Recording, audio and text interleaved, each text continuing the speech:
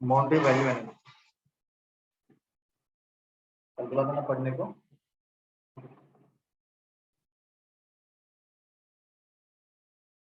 क्या होता है boundary value analysis? Geeta, boundary value analysis क्या होता है?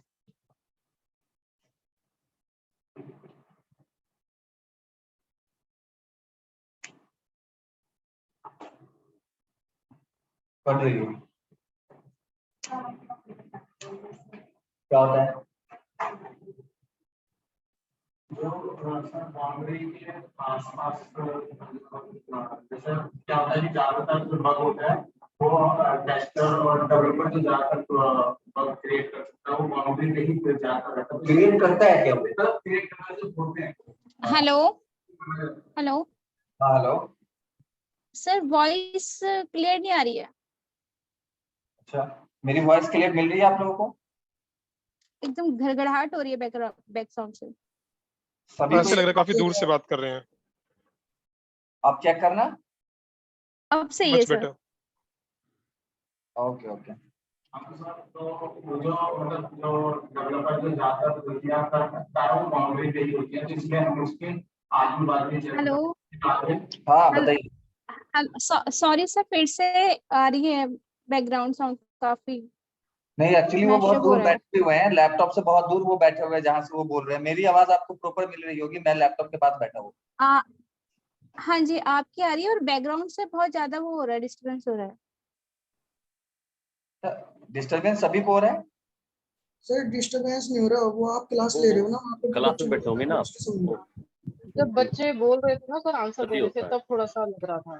वो उनकी और साउंड है सर, डिस्टरबेंस क्या? नहीं अच्छा अच्छा ठीक है, हाँ बताइए। यही होता है पास में जो मिनिमम होता है और जो मैक्सिमम होता है, तो मतलब क्राइटेरिया दिया रहता है, जैसे 1 to 100 दिया हुआ है, तो हम 1 से 1 ऊपर ले लेंगे और 100 से 1 ऊपर ले लेंगे या 100 1 से नीचे ले लेंगे। ठीक है, basically boundary value analysis black box testing technique का एक टेक्निक है। ब्लैक बॉक्स टेस्टिंग का एक टेक्निक है जिसका नाम है बाउंड्री वैल्यू एनालिसिस। इसमें बेसिकली हम बाउंड्री को फोकस करते हैं, क्योंकि जब देखा गया है सॉफ्टवेयर में, अगर सॉफ्टवेयर में कोई फंक्शनैलिटी ऐसा है जिसमें बाउंड्री सिस्टम लग रहा है, जैसे कहीं पे लो टू हाई होगा, मतलब कहीं पे हाइट का फ्रीक्वेंसी होगा कि भाई हाइट यहाँ से यहाँ तक एंटर हो सकता है, मान लो कहीं पे कोई नंबर डेट ऑफ बर्थ वाला जैसे मैंने दिखाया वहां पे नंबर है, तो या मान लो कहीं अमाउंट का कुछ हो सकता है जहां पे एक फिक्स है कि भाई यहाँ से स्टार्ट होगा और यहाँ पे एंड हो जाएगा, इससे ज्यादा बड़ा आप नंबर एंटर नहीं कर सकते हो, है ना। तो उस सिचुएशन में हम क्या करते हैं, उसके बाउंड्री, बाउंड्री का मतलब मिनिमम वैल्यू और मैक्सिमम वैल्यू को हमें ये फोकस करके चेक करना होता है कि यहाँ से जो सॉफ्टवेयर में बग जनरेट नहीं होता है, क्योंकि इन जनरल देखा गया है कि जब भी कहीं भी रेंज दे दिया जाएगा, रेंज मींस बाउंड्री दे दिया जाएगा, तो बाउंड्री से सॉफ्टवेयर की फटने की चांसेस सबसे ज्यादा है, फटने का मींस की बग जनरेट होने की चांसेस सबसे ज्यादा है। तो इसलिए ये टेक्निक लाया गया। ये टेक्निक क्या बोलता है कि इसका एक रूल है, जो भी बाउंड्री का वैल्यू होगा, जैसे मान लो आपको x2 y x2 z x2 y चलना है, कुछ भी मान लो कोई एक कैरेक्टर लेते हो, वहां तक चलना है, तो इसका एक फॉर्मूला क्या होता है, जो मिनिमम वैल्यू है उससे -1 कर दीजिए, मतलब x -1, ठीक है, मिनिमम वैल्यू x, ठीक है, उसके बाद एनी मिडिल वैल्यू, ठीक है, एनी मिडिल वैल्यू, उसके बाद मैक्सिमम वैल्यू मतलब y, ठीक है, और मैक्सिमम वैल्यू +1 मतलब y +1, ठीक है। अगर हम इसको नंबर से कनेक्ट करें, मतलब ये तो मैंने आपको ऐसे बता दिया, अगर हम नंबर से इसको समझने की कोशिश करें, तो मान लो कहीं पे भी आपको कोई अमाउंट बोला गया है कि भाई आप एंटर कर सकते हो 1 से 200 तक, 1 to 200 आप डाल सकते हो। तो अब यहाँ पे हम बाउंड्री वैल्यू एनालिसिस कैसे लगाते हैं, 1 - 1 कितना होगा, 0, फिर 1, एनी मिडिल वैल्यू, कोई एक मिडिल वैल्यू आप ले लो, जैसे मैंने ले लिया 99, फिर मैंने लिया मैक्सिमम वैल्यू 200 और 201। बस हम इस नंबर से चेक करके सॉफ्टवेयर को बता सकते हैं कि सब सॉफ्टवेयर लगभग हमारा बग फ्री है, बग आने की चांसेस इसमें नहीं। समझ गए? नहीं है?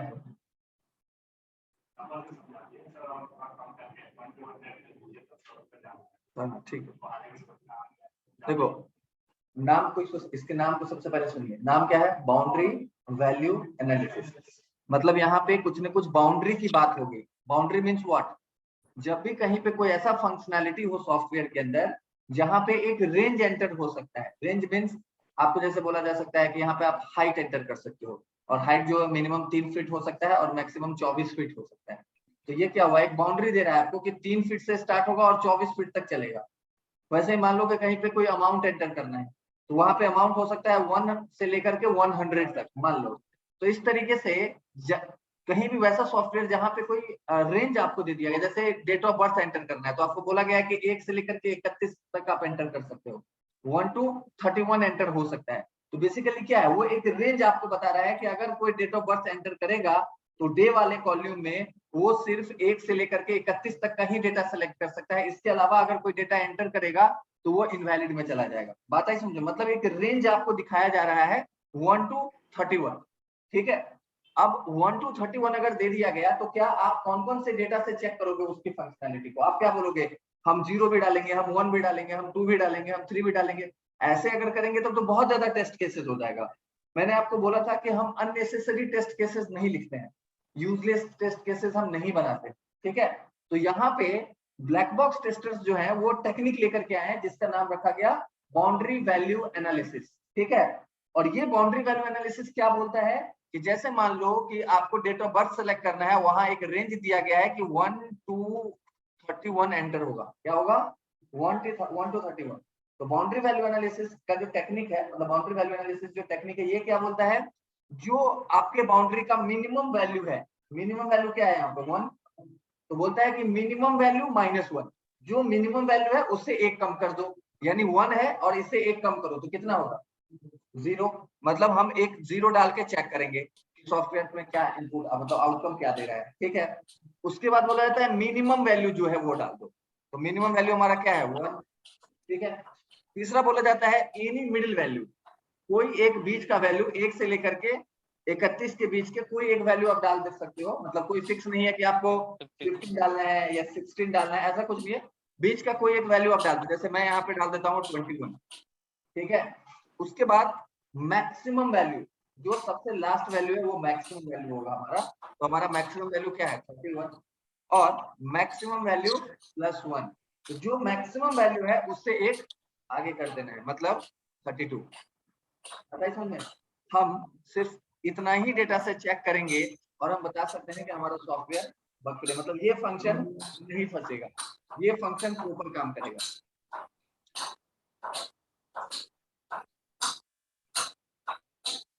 Pankaj Kumar, yes sir. Mike को म्यूट कीजिए तो।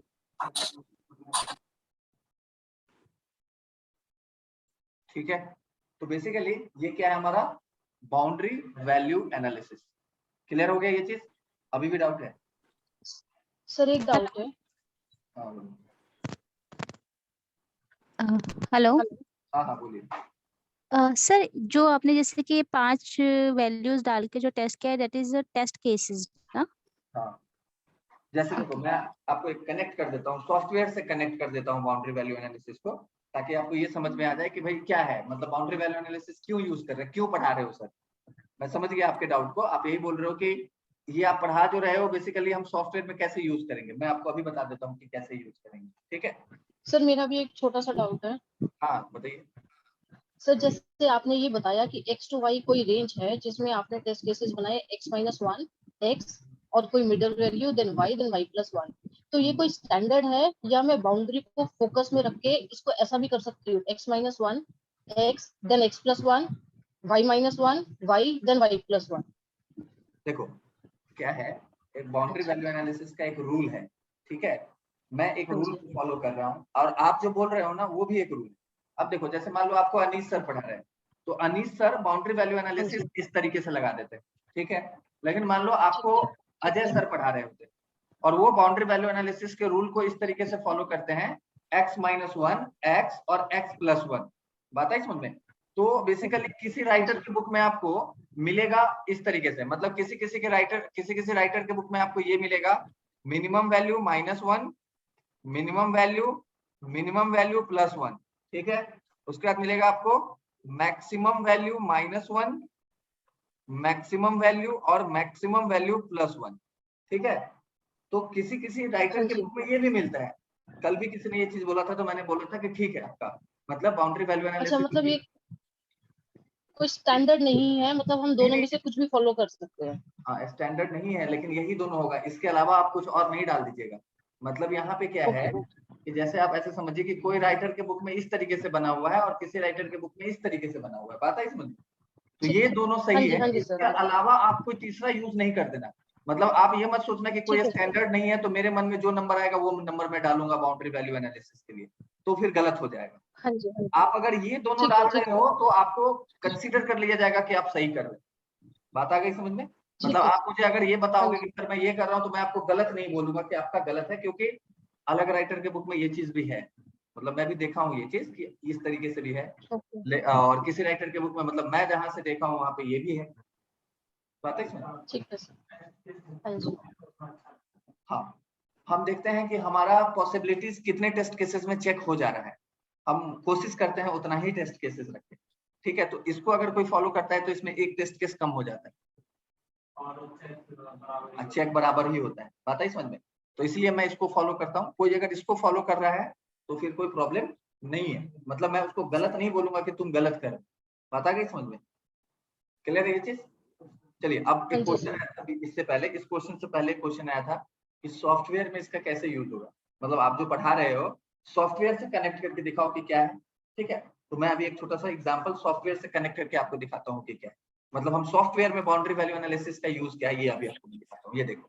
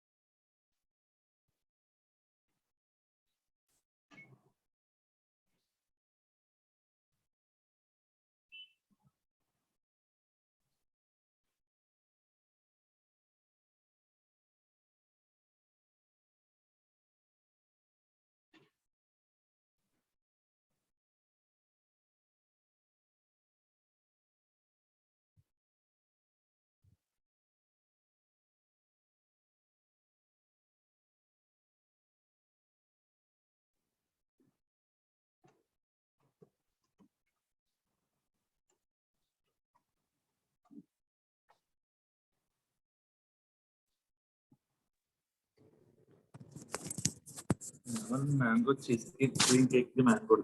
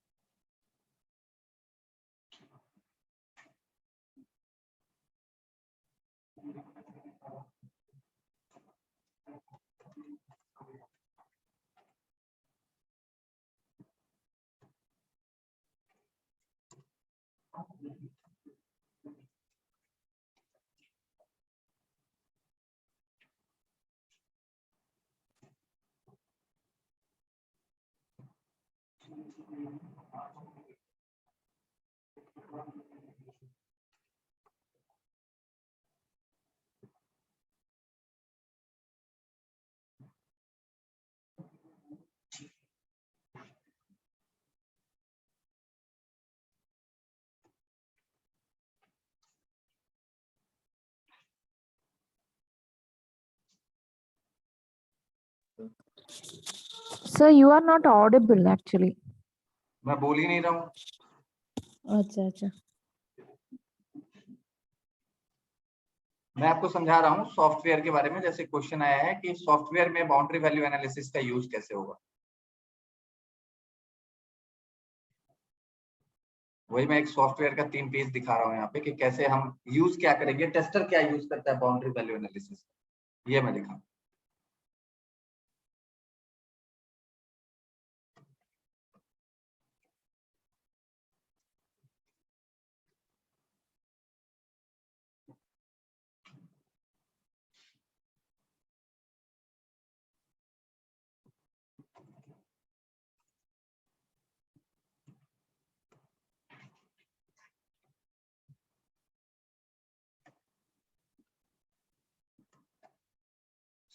ठीक है, देखो मैंने एक एप्लीकेशन का 3 पेज बना दिया, मान लो कि 3 पेजेस बने हुए। पहला पेज बोल रहा है कि आप अपने बर्थडे को सेलेक्ट करिए, मतलब बर्थडे बताइए कि आपका बर्थडे कौन सा है, मतलब आपका बर्थडे 1 है 2 है, मतलब आप जैसे मेरा 28 है, किसी का हो सकता है 2 हो, किसी का 23 है, मतलब इस तरीके से अलग अलग बर्थ हो सकते हैं। तो मान लीजिए आपको ये मिला सॉफ्टवेयर कि भाई इसको टेस्ट कर लो, ठीक है। अब क्या करेंगे, हमें सबसे पहले टेस्ट केसेस बनाने पड़ते हैं। क्या बनाने पड़ते हैं? Test cases. टेस्टर क्या करता है, टेस्ट केस लिखता है कि इस सॉफ्टवेयर को हम किस किस कंडीशन में चेक करेंगे। टेस्ट केस का मतलब क्या होता है पता है आपको? टेस्ट केस का मतलब होता है set of action for test some specific functionality of the software. Software के किसी स्पेसिफिक फंक्शनैलिटी को चेक करने के लिए सेट ऑफ एक्शन जो बनाया जाता है उसे बोला जाता है टेस्ट केस। ठीक है, तो अभी मुझे डे वाले पेज में जो जिसमें डे मांग रहा है उसकी फंक्शनैलिटी को चेक करने के लिए मैं कुछ सेट ऑफ एक्शन बनाना चाहता हूं कि मैं क्या क्या एक्शन डाल के चेक करूंगा कि ये सॉफ्टवेयर ये फंक्शन प्रॉपर काम कर रहा है या नहीं कर रहा। मैं टेस्टर हूं, ठीक है। तो मैंने एक एक्सेल शीट ओपन किया, जैसे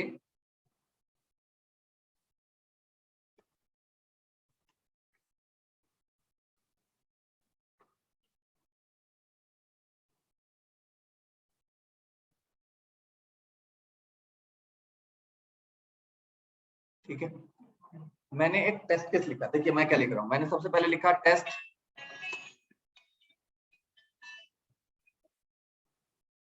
हेलो हेलो हाँ हाँ, तो अभी हम दिल्ली में हैं, अभी नहीं ले रहे घर पे कैसे। टेस्ट डिस्क्रिप्शन, ठीक है। वैसे मैं टेस्ट केस आपको बताऊंगा, आपने अभी पूछ दिया इसलिए मैं ये यहाँ करने आ गया हूँ। ऐसे नहीं होता है टेस्ट केस, मैं बस आपको एक दिखा रहा हूँ तरीका कि हम क्यों बाउंड्री वैल्यू एनालिसिस आपको पढ़ाया मैंने, है ना। आपने क्वेश्चन ऐसा कर दिया इसलिए मैं यहाँ आ गया हूँ।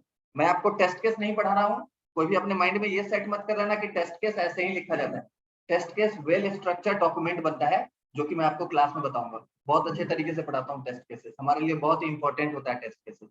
आप इंटरव्यू में सारा आंसर गलत कर दो, टेस्ट केस सही बना के दे दो, गारंटी देता हूँ आपकी ज्वाइनिंग हो। ठीक है, सारा आंसर सही कर दो, टेस्ट केस गलत कर दो, ज्वाइनिंग नहीं होगी। बताइए, मतलब टेस्टर्स के लिए टेस्ट केस बहुत ही इंपॉर्टेंट टॉपिक होता है और मैं इसको बहुत ज्यादा फोकस करके पढ़ाता हूँ, ठीक है ना। चलिए, लेकिन अभी क्वेश्चन है तो इसलिए मैं थोड़ा सा लेकर के आया हूँ कि बेसिकली हम कर क्या। हमने टेस्ट डिस्क्रिप्शन लिखा और यहाँ पे मैंने लिखा एक्सपेक्टेड रिजल्ट।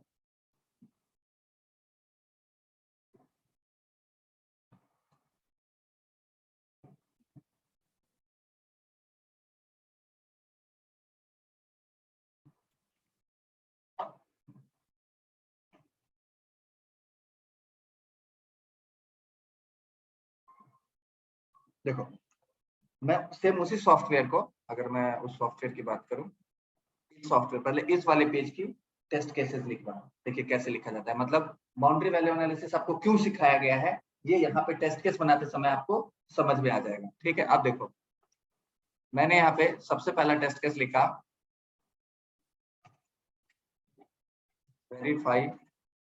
verify the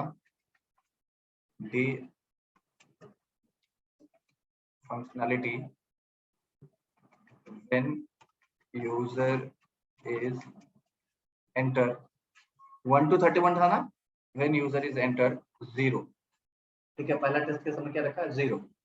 यहाँ पे एक्सपेक्टेड रिजल्ट है show error message.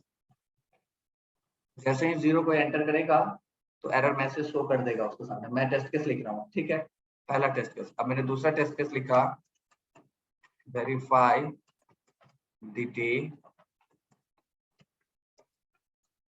functionality when user is entered 1।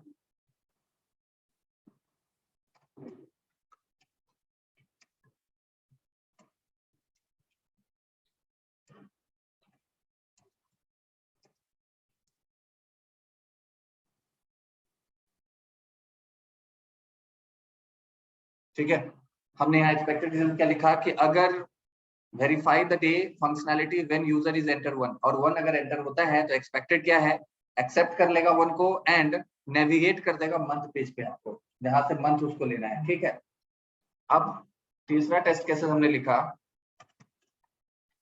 Verify the functionality when user is enter 21।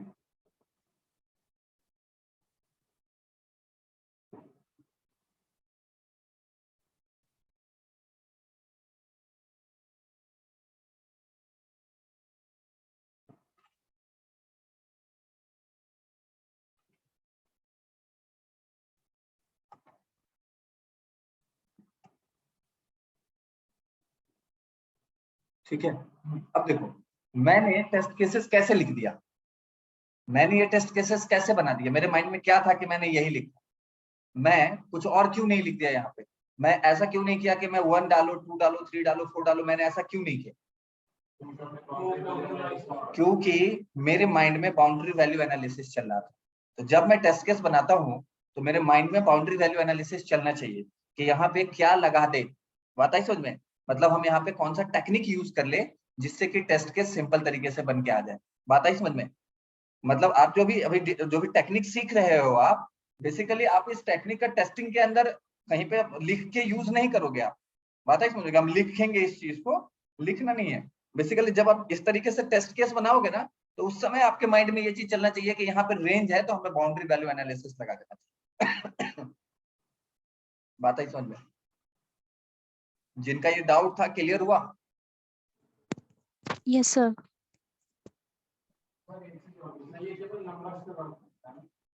हाँ नंबर, ठीक है, तो और कहाँ आप लगा दोगे, जून जुलाई लिखा होगा तो वहां थोड़ी काम करेगा, नहीं करेगा, बात ही समझो, जून जुलाई पे नहीं करेगा, वहां पे आपको फिर दूसरा टेक्निक यूज करना होगा। मतलब आप ऐसा है कि प्रॉपर जब टेस्टिंग करेंगे तो सारा मंथ एंटर करा के आपको चेक कराना होगा, जून जुलाई अगस्त सितंबर अक्टूबर नवंबर दिसंबर, सारा नंबर जहां होगा तहां पे ये चलो। ठीक है, क्लियर हो गया ये चीज, बाउंड्री वैल्यू एनालिसिस क्लियर, किसी को कोई डाउट? ठीक है,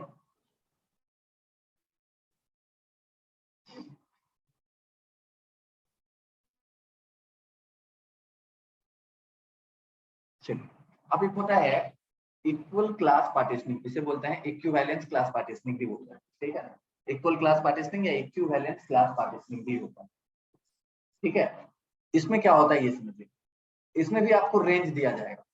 जैसे मान लीजिए हमें रेंज दे दिया गया कि देखो भाई 1 to 200 है, क्या है 1 to 200। मैं बाउंड्री वैल्यू एनालिसिस नहीं लगाना चाहता, मुझे आता है लेकिन मैं नहीं चाहता हूँ बाउंड्री वैल्यू एनालिसिस, तो क्या हमारे पास कोई और टेक्निक है जो यहाँ लगाया जा सकता है? तो टेक्निक है, कौन सा टेक्निक है? इक्विवेलेंस क्लास पार्टीशनिंग या इक्वल क्लास पार्टीशनिंग भी बोला जाता है। ठीक है, ठीक है, ये क्या बोलता है कि जो भी रेंज है, हेलो, हाँ गुड मॉर्निंग रवि, बताइए। हाँ एक्चुअली मैं अभी क्लास ले रहा हूँ, क्लास लेने के बाद मैं अपडेट करता हूँ ग्रुप पे। ठीक है, तो बेसिकली मैं यहाँ पे बाउंड्री वैल्यू एनालिसिस नहीं लगाऊं तो फिर क्या होगा, तो यहाँ पे आप एक और टेक्निक है हमारे ब्लैक बॉक्स टेस्टिंग के अंदर, एक और टेक्निक है जिसको बोला जाता है इक्विवेलेंस क्लास पार्टीशनिंग। तो ये क्या होता है ये समझिए, इसमें क्या होता है, जो भी रेंज आपको दिया गया है इस सबको एक इक्वल क्लास में आपको डिवाइड कर देना है। ठीक है, जैसे मान लो मैंने लिया 1 to 20 है ना, तो मैं ले रहा हूँ 0 to मान लो 40, मैंने क्या लिया, पहला एक क्लास बनाया 0 to 40। ठीक है, उसके बाद मैंने बनाया 41 to 80, उसके बाद मैंने बनाया 81 to 120, उसके बाद मैंने बनाया 120 to 160 एंड 161 to 200, 201 to 240। ठीक है, 200 तक लिया। क्या 1 to 200 तक की बनाओ। हाँ, लेकिन हम कुछ एक्स्ट्रा ले लेते हैं, मतलब जब हम क्लास बनाते हैं ना तो देखो 1 से स्टार्ट हो रहा है लेकिन मैं 0 से लिया, देख रहे हो 1 से स्टार्ट हो रहा है, मैं 0 से स्टार्ट किया हूँ, क्यों किया हूँ? कुछ लॉजिक है, मतलब इक्विवेलेंस क्लास पार्टीशनिंग का कुछ लॉजिक होता है कि जहां से भी जो भी रेंज दिया जाए ना उससे थोड़ा सा नीचे से स्टार्ट करो और जो मैक्सिमम होगा उससे थोड़ा ऊपर कर दो उसको। क्या है आपको थोड़ी देर में समझ में आ जाएगा। अब देखो यहाँ पे क्या है, जब हम टेस्टिंग करते हैं और हम टेस्टिंग करने में इक्विवेलेंस क्लास पार्टीशनिंग यूज कर देते हैं, तो ये क्या बोलता है, जो भी डेटा का सेट है उसको एक इक्वल इक्वल क्लास में डिवाइड कर दो, मतलब इक्वल क्लास हो जाने। तो यहाँ देखो सब मैंने इक्वल क्लास में ले लिया इसको, और हर एक क्लास से एक एक डेटा निकाल के चेक करना स्टार्ट किया। जैसे मान लो कि पहला से मैंने 0 ही ले लिया, ठीक है, दूसरा से मैंने ले लिया मान लो 41 to 80 है तो मान लीजिए मैंने 60 ले लिया, तीसरे से 81 to 120 है तो मान लीजिए 117 ले लिया, उसके बाद मान लीजिए 121 to 160 तो 145 ले लिया, उसके बाद 161 to 200 है तो मान लो मैं यहाँ से ले लेता हूँ 189, और उसके बाद 201 to 240 है तो मैं यहाँ से ले लेता हूँ 206, ठीक है। और मैं ये डेटा से अगर सॉफ्टवेयर को चेक कर लूँ तो हम बोल सकते हैं कि हमारा सॉफ्टवेयर सही से काम कर रहा है, ठीक है। लेकिन अब क्वेश्चन ये आएगा कि जब ये है बाउंड्री वैल्यू एनालिसिस है तो फिर ऐसा क्यों आप बता रहे हो कि, एक मिनट होल्ड करो।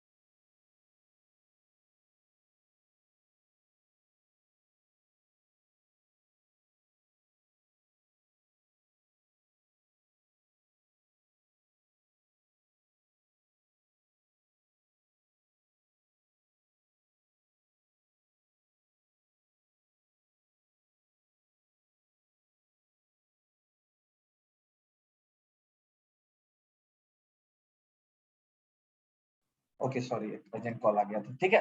तो बेसिकली आप बोलोगे कि सर बाउंड्री वैल्यू एनालिसिस बता दिए हो, फिर इक्विवेलेंस क्लास पार्टीशनिंग बता रहे हो, तो दोनों का यूज क्या है? देखो डिपेंड करता है टेस्टर पे कि कौन सा टेस्टर कौन सा टेक्निक यूज करता है।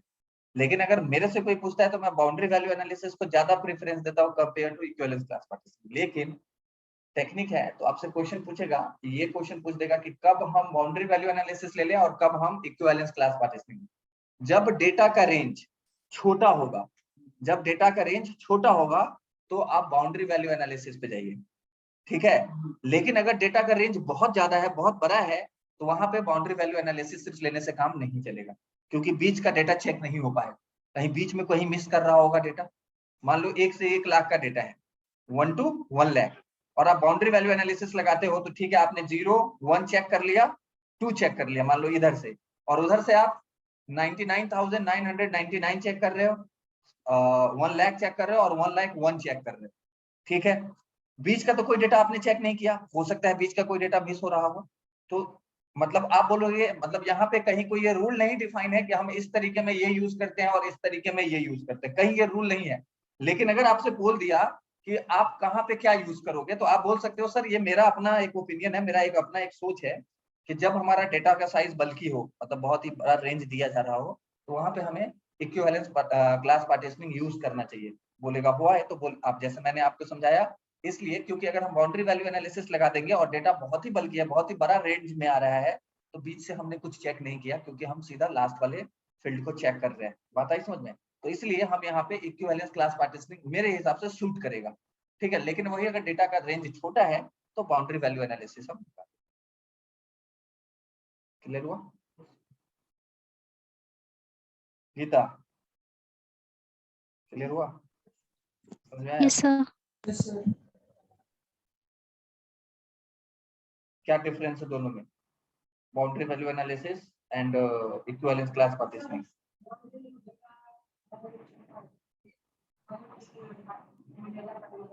मैं पूछ रहा हूँ डिफरेंस क्या है, सिलेक्शन नहीं पूछ रहा हूँ कि कब क्या सेलेक्ट करना है, मैं पूछ रहा हूँ रेंज, सॉरी मैं पूछ रहा हूँ कि What can I do with this reward difference points? क्या है,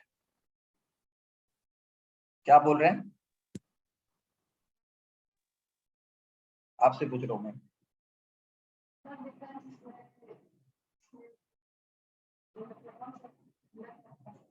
हाँ,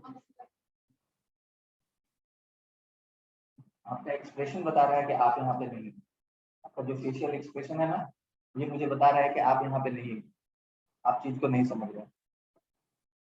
कोई बहुत बड़ा चीज नहीं है, लेकिन आपका माइंड यहाँ नहीं है। मैं आपको ये लिख के दे दूंगा, नहीं है ना? है तो फिर आपको ये चीज समझ में नहीं आएगा दोनों में डिफरेंस क्या है। एक में इक्वल इक्वल जो भी रेंज होगा उसको इक्वल इक्वल क्लास में डिवाइड करके और एक डेटा निकाल के चेक कर रहे हैं। बाउंड्री वैल्यू एनालिसिस में बाउंड्री की वैल्यू को चेक किया जा रहा है, मतलब minimum value -1, minimum value +1, maximum value -1 and maximum value +1। ये हो गया बाउंड्री वैल्यू एनालिसिस। और इक्विवेलेंस क्लास पार्टीशनिंग में मैं क्या बता रहा हूँ कि जो भी रेंज हो रहा है उस रेंज को इक्वल इक्वल क्लास में डिवाइड करके और हर एक क्लास से एक एक डेटा लेकर के चेक कर रहे हैं। ये हमारा इक्विवेलेंस क्लास पार्टीशनिंग। समझ में नहीं आया? अभी भी नहीं आया? अरे नहीं आया तो आप बोलो, मतलब नहीं बोलोगे तो मुझे कैसे पता चलेगा कि आपको समझ में आया नहीं आया? डॉक्टर के पास बैठ जाओगे, कुछ नहीं बोलोगे, दवा देगा क्या? नहीं देगा। तो आप बताओ तो कि नहीं आ रहा है। मैं फिर से समझा देता हूँ। जैसे मान लो कि हमारे क्लास में 50 स्टूडेंट अभी बैठे हुए हैं, ठीक है? मुझे सबको चेक करना है, मतलब मैं सबको चेक करना नहीं चाहता हूँ, मैं चाहता हूँ कि कुछ इसमें से निकाल के मैं चेक कर लूं कि सारे लोग सही से काम कर रहे हैं। मतलब एक होता है ना कि मैं एवरेज निकाल लूं कि काम कैसे होता है। तो मैंने क्या किया, जैसे यहाँ पे 10 क्लासेस है तो मैंने 50 स्टूडेंट्स में से क्या किया, मान लो कि 10-10 का ग्रुप बनाया, 10 को उस क्लास में, 10 को उस क्लास में, 10 को उस क्लास में, 10 को उस क्लास में दे दिया। बात आ गई समझ में? और मैं हर एक क्लास से एक एक को ही बुलाऊंगा, सबको नहीं बुलाऊंगा। बोलो तू आपस में जो बात करना है कर लो, मैं एक को बुलाऊंगा और उससे पूछूंगा। बात आई समझ में? तो जिस मतलब ये जो हो रहा है कि हर एक क्लास से एक एक बंदा ही आएगा, ये है हमारा इक्विवेलेंस क्लास पार्टीशनिंग। मैंने पूरे स्टूडेंट को सबसे पहले इक्वल इक्वल क्लास में डिवाइड कर दिया, मतलब 50 स्टूडेंट को मैंने 10-10 के सेट में डिवाइड किया। सबसे पहले 10 को इस क्लास में रखा, 10 को उस क्लास में, 10 को उस क्लास में। बात आ गई समझ में? और मैंने क्या किया, बस सभी को नहीं बुलाया, उसमें से सबका टेस्ट नहीं करूंगा, मैं एक एक को बुलाऊंगा। बस एक क्लास से एक बंदा आएगा और उसका टेस्टिंग होगा। बात आई समझ में? तो जब आप कभी भी कोई रेंज आपको सॉफ्टवेयर में दिया जा रहा है और आप चाह रहे हो कि उस रेंज को सबसे पहले इक्वल क्लास में डिवाइड कर दे, क्या कर दे, इक्वल क्लास में डिवाइड कर दे और हर एक क्लास से बस एक एक डेटा लेकर के चेक कर दे। सॉफ्टवेयर अगर काम कर रहा है दैट्स गुड, अगर कहीं बग है तो बग दिख जाएगा कि ये बग है। बात आई समझ में? तो ये होता है हमारा इक्विवेलेंस क्लास पार्टीशनिंग टेक्निक। बात आ गई समझ में? इसमें जो भी रेंज होगा, रेंज को सबसे पहले इक्वल क्लास में डिवाइड कर देना है और हर एक क्लास से एक एक डेटा लेकर के ही चेक करना है। अभी भी समझ नहीं आ रहा? Okay, boundary value analysis. Boundary value analysis देखो, नाम आप बस याद रखो, इक्विवेलेंस क्लास मतलब जो भी रेंज होगा उसको सबसे पहले इक्वल क्लास में ले जाएंगे। मतलब नाम अगर आप याद रखोगे ना माइंड में तो आपको समझ में आ जाएगा। इक्विवेलेंस क्लास मतलब जो भी रेंज होगा इक्वल क्लास में डिवाइड होगा, ठीक है? और बाउंड्री वैल्यू एनालिसिस मतलब इसमें हम बाउंड्री की बात कर रहे हैं, जो बाउंड्री की वैल्यू है उससे एक कम एक ज्यादा, इधर दोनों साइड की बाउंड्री से दोनों साइड की बाउंड्री को चेक कर लो और एक ज्यादा एक कम, और जो आपका मैक्सिमम वाला है उसके भी एक कम और एक ज्यादा करके चेक कर लो। कहानी खत्म, टेस्टिंग हो गया हमारा।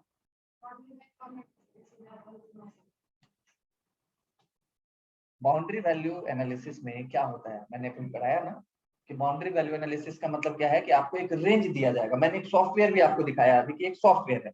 अगर आपको लाइव सॉफ्टवेयर देखना है तो आप फेसबुक खोल लो और वहां डेट ऑफ बर्थ पे जाओ, तो वहां देखना कि डेट ऑफ बर्थ पे 1 से 31 ही आप सेलेक्ट कर सकते हो। बात आई समझ में? मतलब वहां पे ये फिक्स है कि कोई एक मतलब 0 नहीं डाल सकता है या कोई 32 नहीं लिख सकता है अपने डेट ऑफ बर्थ में। किसी का एज सुने हो कि 32 हो जाएगा? नहीं होगा ना। तो मान लीजिए हम तो टेस्टर है ना, आप तो टेस्टर बनोगी ना, तो टेस्टिंग जब आप करने जाओगे कंपनी में, तो डेट ऑफ बर्थ अगर आपको सेलेक्ट करना है तो क्या आप ये चेक करोगे ना कि भाई ठीक है वैलिड डेट तो ले रहा है, मतलब 1 से 31 तो ले रहा है, ऐसा तो नहीं है कि इनवैलिड डेट भी ले जा रहा है। मतलब 32 डालते हैं तो भी बोलता है कि ठीक है तुम्हारा डेट ऑफ बर्थ, अगर कोई 0 डाल देता है तो उसको भी बोलता है कि नहीं तुम्हारा डेट ऑफ बर्थ सही है। तब तो ये बग है ना, मतलब डेवलपर हमारा गलती कर दिया है। 32 किसी का डेट ऑफ बर्थ कैसे हो जाएगा, नहीं होगा ना, बात आई समझ में।